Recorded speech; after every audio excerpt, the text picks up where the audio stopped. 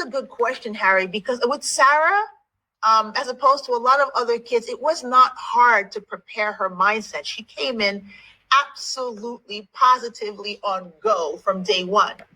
Absolutely. And here's the thing with her. I noticed during the sessions when she didn't get a move or she didn't not practice enough, but if she didn't master a skill, she wasn't like really disappointed or upset. What she would say is, I'm going to practice even more. Remember that. Yeah. I'm going to practice more. I'm going to get this, Lucy B. I'm going to get this, Lucy B. So in terms of shaping her mindset and focus, that wasn't an issue. But it is an issue for a lot of other kids here who, if they notice that other kids have progressed a little more, they get really disappointed and discouraged, and then they leave. Not very many, maybe a handful, not even, right? Maybe 4 or 5. But that's what I'm trying to convey to the kids all over the world. It doesn't matter where you are on the scale. Keep going, keep at it. Because Harry, as you know, with me, I was once in Sarah's position. And that's why I thought this interview is important, because when I competed, I was the oldest of the bunch, and I was the biggest and the heaviest of the bunch. And I was the only one there competing against the best of the best. And I told myself, how in the heck can I get through this when they look like this? And I could see the stares and I heard the snickers. As Sarah had a story to tell you about that, how she was bullied because of her size, because of her weight and what have you. But despite all of that, I overcame it to become the champion. And I think that's what Sarah has modeled her whole mindset around. If Lucy B can do it, I can do it too, which is what she told me, So it wasn't hard to.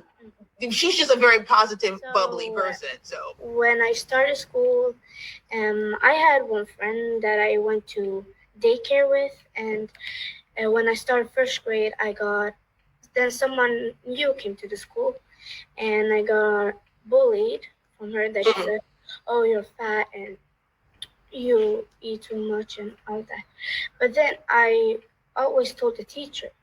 But then when I was in 3rd grade, when we had recess, and then one student from the class, like 2nd class, they came and a group came and they were like, "Oh my God, you're too fat to like jump rope and like that."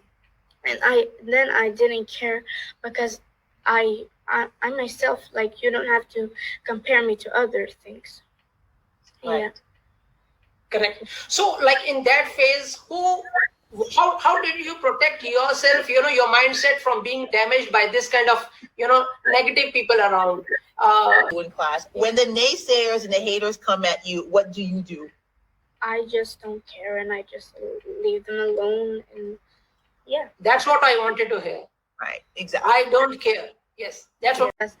You can like when you are a kid, you can also have another friend from another culture and a country. And you go to a job and you see someone from another culture, you can go talk to them, and like you can have much more contact with each other. Wonderful. While you were making this statement, what I was thinking, oh my goodness, this girl is so much wise inside. Because what happens when we meet people, when we network with people, we come across different culture, we learn so many of things from others. Even I am learning from you right now, sitting in Singapore. That at such young age, people can overlook the shortcomings and they can think about becoming somebody and international. In the beginning, you told me that you found your coach. You saw that you want to be trained by your coach. So for a 10-year-old, when we look around, you see there are people, we can tell them what sort of thinking you are having. You're talking about video game, you're talking about other games, but you never think about that you want to be a champion. Right.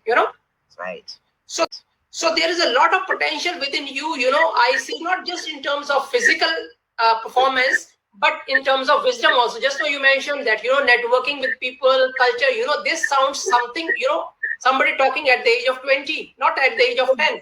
Exactly, Harry. Wise, mature, she's just a such a good girl. And I'm not saying this because I love you, Sarah. She's such a good girl. All teachers will tell you that. She's a glue for friendship. She just bigs everybody up. If she saw somebody's feeling bad, she would go over there and give them a hug. No one needs to tell her that. She does not follow the trends, you know. So it's an honor to have a kid like that here. Yeah. My next question is for you, Lucy. As a passionate performer, you know, you want to infuse your, you know, that passionate side into your students, and I can see that, you know, Sarah is getting better and better. You see, when we started the show, Sarah was a bit nervous, but now I can see the comfort zone. I have heard some of the words, you know, coming from her mouth, you know, which has given me that hope, you know, that you are in the right hands.